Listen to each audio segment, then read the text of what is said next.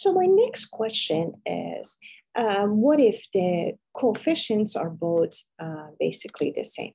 So I'm going to, the same sign. So if I put in 2 in here and then I put in 3 in here, oh, I see it's going to appear to be basically an ellipse. And so I have 2 x squared plus 3y squared equal to 1. And if I enter both of them to be negative, then there's no points basically here. I'm trying negative, and oh, as soon as one sign changes, you'd see the hyperbola forming, and this one has no points in it basically.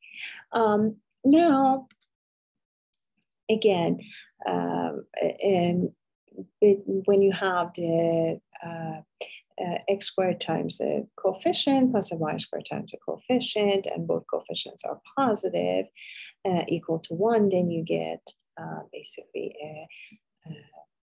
an ellipse. That's the difference. And then if the two coefficients are different signs, then you will get a hyperbola either upway or sideway, and that's it. And the reason for this is because we see this a lot in quadric surfaces, and it's good to be quick and be able to recognize at least the simplest form of quadric surfaces. Anything more complicated than this is going to appear in linear algebra with diagonalization, that you actually rotate this.